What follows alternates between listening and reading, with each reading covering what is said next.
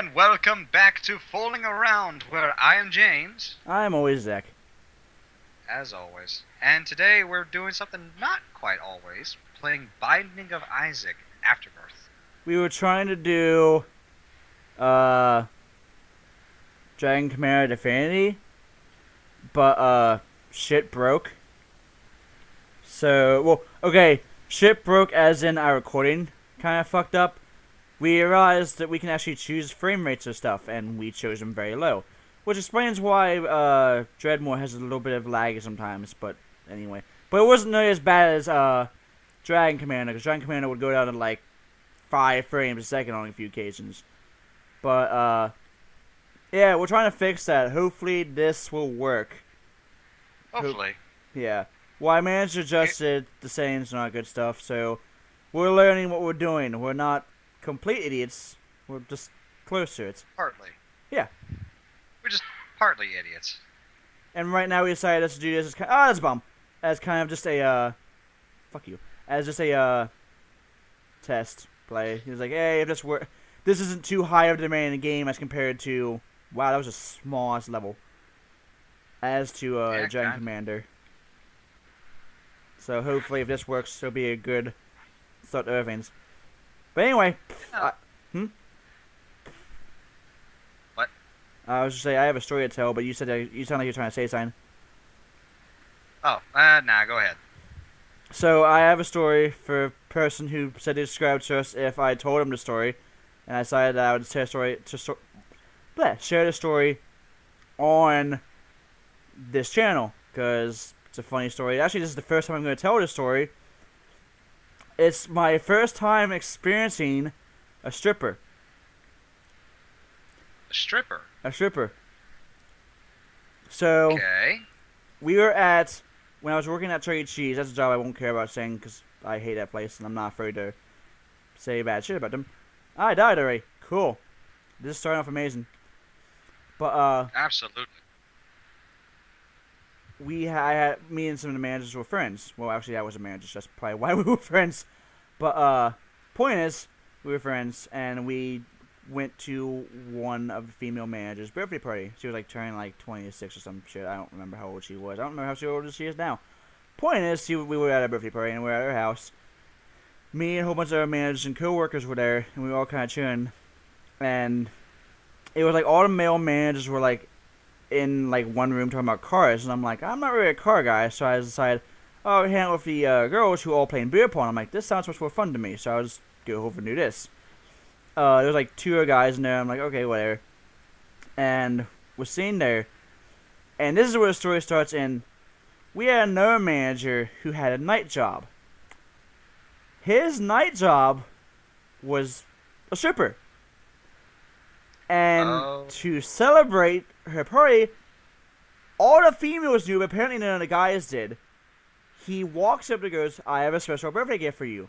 And I'm like, okay, I'm kind of chilling. I was kind of just like drunk and not really giving a shit. And she's like, ooh. And then immediately he has apparently tearaway pants on. And I'm just immediately like, so this solo cup in my hand is really amazing. And I'm just sitting there staring at the solo cup the entire time. Just like, yep, man, amazing solo cup here. Just like for like half an hour, I just was sitting there because they were right next to the door, so I couldn't get out. So I'm just like, all right, guess I'm stuck here. Guess I'm gonna sit here and stare at the bottom of a cup of half-empty soda. I think I was drinking soda at that point because it's kind of like, I don't give a shit. But so. For half an hour, I was just trapped in a room with a male stripper while he gave a lap dance to my manager, both of which were my managers. So That must be reaching like a whole new level of awkward. oh yeah, the fucking next day was awkward as shit. But So he didn't. So you walked up to him and like, so you gave me a lap dance last night. No, he gave her a lap dance. Why? Oh. Yeah, he never gave me shit. I'm like, nope, I'm just gonna sit over here and be in the corner. Cause the only other guy in the room, minus him, was gay. So I had I was just stuck there. I'm like, okay. And I didn't want to try and squeeze past the naked stripper to try and get to your room. might accidentally start something there. Yeah, I'm just like, I'm just gonna sit. I just sat in the corner of the room, just like away from everyone, just staring into the cup, just like, man. Like I started swirling around. I'm like, yeah, this is amazing. This cup. So I can tell you, I knew that fucking drink like the back of my fucking hand by the end of that night. So Wow. that's the stripper story for Paul. So that's what this all boils down to ultimately. And Well, thank you for subscribing, Paul. That way I could hear that very. I don't even know if that's interesting, funny, or what. it's weird for me. And I just it's just a story I kind of forgot. Like I just never really like. After a while, I was like, okay, so because I was still at Chuck E. Cheese for like another like 2 years after that. So by the time a game became a relevant story to new people, I kind of just forgot the story in general. And now it's like, well, I have shit I can tell people now. So, fuck Duke of Flies. Basically, I have a reason to tell a story now, and that was it. Paul is also trying to get another coworker subscribed to us, but he couldn't find us because we're very small. We're very small. Yeah, we are very small. But hey, But we're having fun. That's when, what matters. yeah, and when you're this small, you only got one way to go. Up. Was we keep making a joke because Paul was just like, "Oh, you gotta take care of your subscriber base." I'm like, Paul, if we lose you, we lose half our subscribers right there. You single-handedly make or break our channel right now. You leave, we could say we lost half our subscribers in one day. Well, Paul, don't leave us. Paul has nowhere to go. What the? Oh god, that's disturbing. Okay. Gave you red tears. It's higher damage, so I guess it helps. The red tears are good. Yeah. Well, for this game, if you have red tears in real life, seek a doctor. Really, if anything red's coming out of you, seek a doctor. That's our advice. Well, what if it's fruit punch? Like, what if you sweat fruit punch? I would say definitely see a doctor. That's not normal. You might be drinking way. Oh my god, what? Ah. That is. Oh god, it's a bum. You didn't wrong bum. Oh god, bad trip almost killed me. Damn.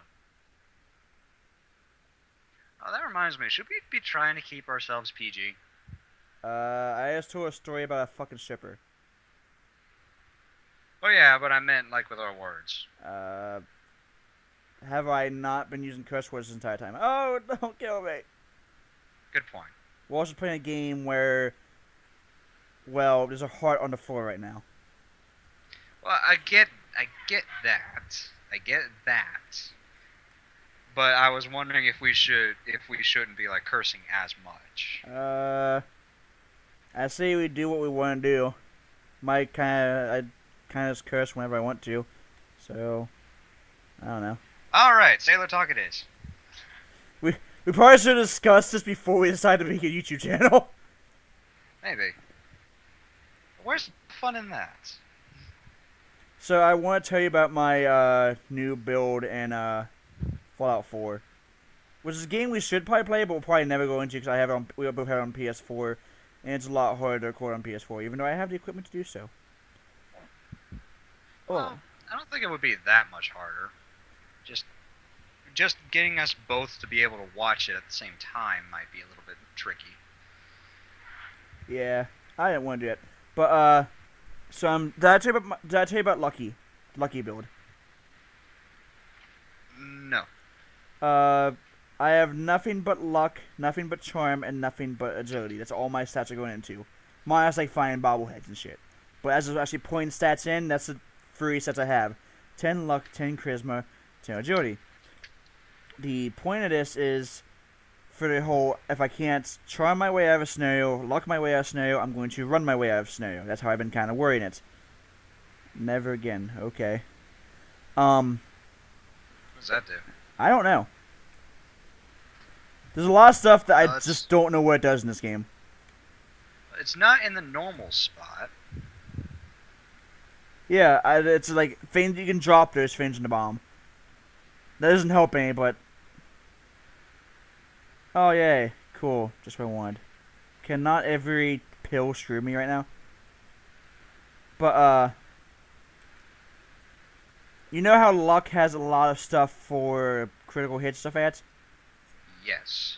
So I've been basing off of that. I have like 40 clover, which has a chance of refilling my critical meter whenever I hit. I also have Grim Reaper Sprint. So I remember what's all in here. Crit Banker, which allows me to actually, like, if I fill up the crit meter, I don't want that. It'll save the crit for so I can use it for later. Have those. Basically all the stuff built around. I also have Bloody Mess and Mysterious Stranger. So all the stuff for VATs and crits. I got a Relentless Tire Iron. Guess what Relentless does? What does it do? Every time I crit, it resets my AP meter to full. Wow. So the entire finding of Valentine mission, I spent in VATs. I killed literally everyone. I never had to leave, cause I would go crit, hit, refill my meter usually, crit, hit, and I kept just over and over cycling this to the point where I just never had to. I never had to drop out of ads. It was actually quite effective. I hate these fans. Don't follow me, please. But that I feel like with a build like that and getting enough, like just from leveling, getting enough to level up your perception to that wall shooting one. Was it? I can't remember what it was. I have no clue. It allowed you to shoot people through walls using bats. Oh, well, I can't do perception. I'm only doing is agility, luck, and that's the whole. It's kind of like a specific build I'm trying to do. Can I stop getting really shitty pills, please? Like, and the specific build is just using just those 3 stats to try and run a successful character. This one's gonna go for the Institute though, because I'm kind of having the concept of he's a scoundrel, like he's not, that's why he tries. He doesn't really try and fight. He tries to just trick people out of the scenario. Like, have you ever seen his name's like Trudy inside in the game? She's at a dime that's getting harassed by bandits. No, I don't think I've seen him. It's literally like a 1-minute quest. It's in the middle of fucking nowhere. It's like I know. No, I know I probably haven't seen him. That's just it. I probably haven't seen him. I'm saying that's why you haven't seen it, because it's literally just out of the middle of fucking nowhere. I found that quest, and they were harassing her. So I walk up and they're like, hey, they're pointing guns at me, like, what are you doing here? So harassing me, and they're like, I had a charisma check, so I'm like, hey, yo, let's chill. Let's, talk this out, put the guns down, and just, work things out. And it works. And so they chill and they put the guns down. The immediate next response that I could do for charisma was to rob them. So I took that. That sounds familiar. I might have told a story to you. Familiar. I think I probably told a story to you in D&D. Oh no, but I think I've seen like a video of it. Just them being like, whoa, like they literally go, how did this happen? How did things turn around to where we're getting robbed? Yeah, it was like you get the option and you tell them to put their guns down, hand over what they have in their coins, hand over items, and then like the final word is, now hand over your lunch. Nah, I just had a chance to let them leave. Like, I robbed them. What is a knife here for? That is creepy. Also, so, hey, guess what? What? Next episode time. See you all later. Yep. See you next time, guys.